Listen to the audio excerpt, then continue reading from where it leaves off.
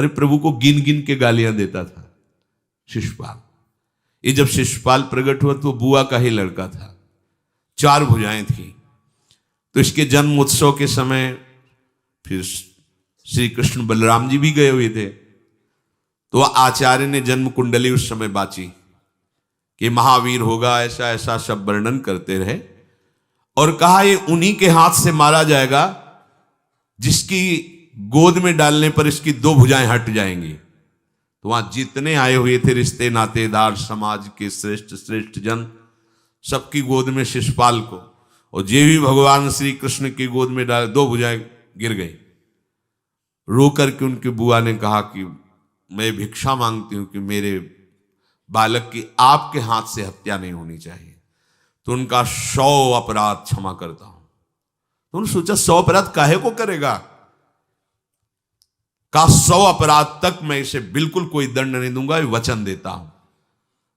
ये जब से तोतली वाली बोलना शुरू किया तब से भगवान को गालियां देना शुरू किया था। इसका स्वभाव ही ये वैर, पूरा ऐसा वैर, भगवान को गालियां देता।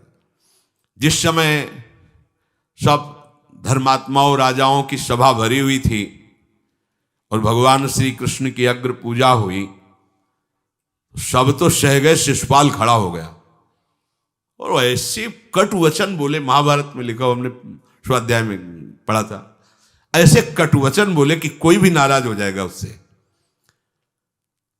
तो पहले भीमसेन खड़े हुए और कहा कि अपने बड़ों का सम्मान करना सीख, चूंकि भाई ही लगता है, जैसे कुंती बुआ ऐसे भगवान की वो बुआ का दूसरा है, ये लड़का है।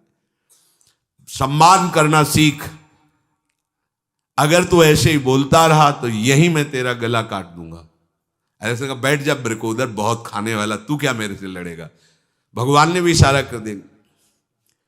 जब देखा कि ये बोलता ही चला, भीष्म जी खड़े हुए और भीष्म जी ने कहा, मैं श्री कृष्ण के चरण आसक्ति चित्त वाला हूं, अगर अब एक भी शब्द यहां बोला इसने तो मैं किसी की नहीं सुनूंगा, इसको नष्ट कर दूंगा।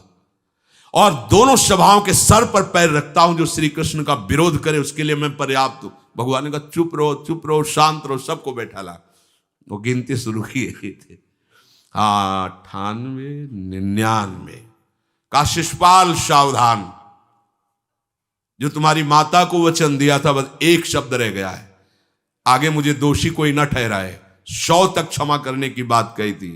जे ही, वो तो रुकने वाला थोड़ी था, जे ही आगे बोला सुदर्शन जी के द्वारा उसका वो परम उद्धार हुआ जो बड़े बड़े ऋषि मुनियों के लिए बड़ा दुर्लभ पद कहा गया है। गोपीजनों ने सौंदर्य माधुर्य निधि भगवान को अपना कांत माना, प्रीतम माना। एक ही वृत्ति, कितनी गजब की वृत्ति गोपीजनों की है कि सब कार्य करते हुए कृष्णाकार वृत्ति है। बेचने दही जा रहे हैं, बोल रहे कोई कृष्ण ले ले, दामोदर ले ले, माधव ले ले। कैसी वृत्ति है, देखो कैसी उच्च कोटि की अवस्था है।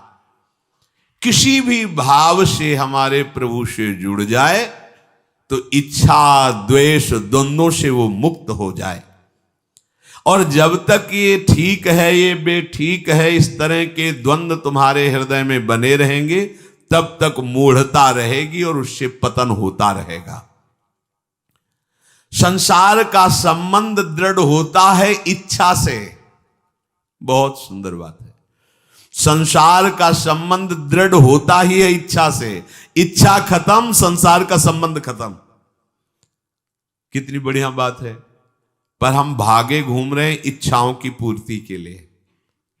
जब एक बता दिया कि समुद्र है भगवान, जो चाहिए इन्हीं से क्यों नहीं, पर इनसे मिलने के लिए भी तुम्हें शराब छोड़ना पड़ेगा, तुम्हें मांस छोड़ना पड़ेगा, व्यभिचार छोड़ना पड़ेगा, गंदे चिंतन छोड़ने पड़ेंगे। वो राजी नहीं हो तो करो पाप और चाहो सुख। ऐसा कैसे हो सकता है?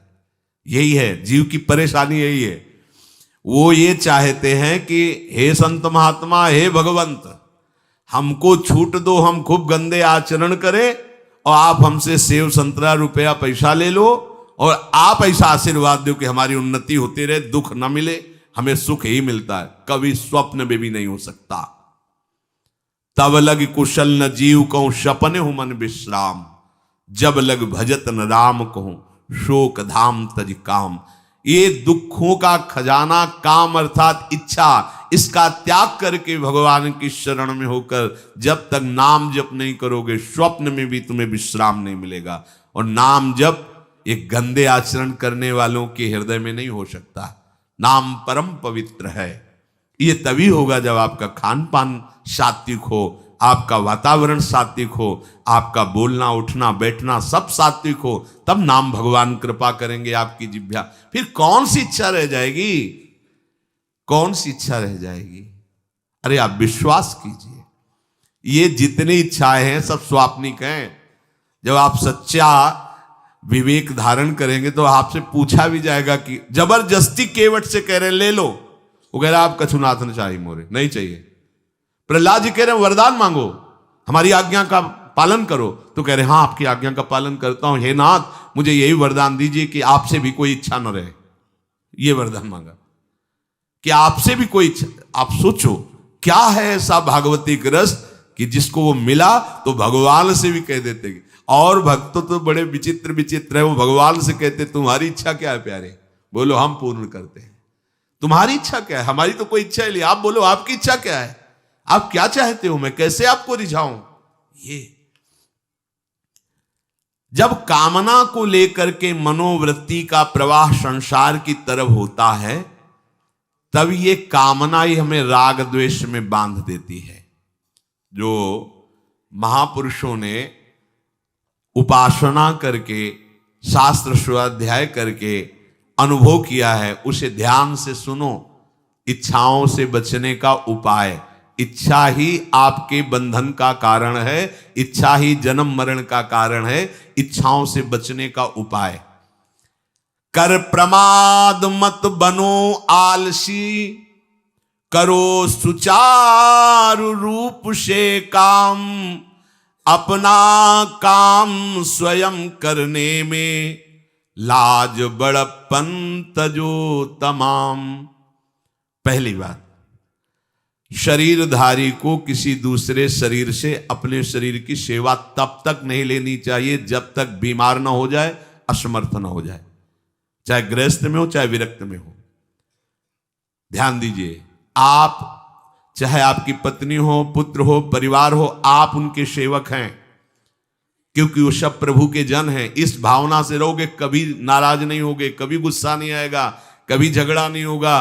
अगर आप अपने को ये माने कि प्रभु मेरे इस रूप में आए हुए हैं, मुझे अपने कर्तव्य का पालन करना है, तो कहीं झगड़ा नहीं हो सकता।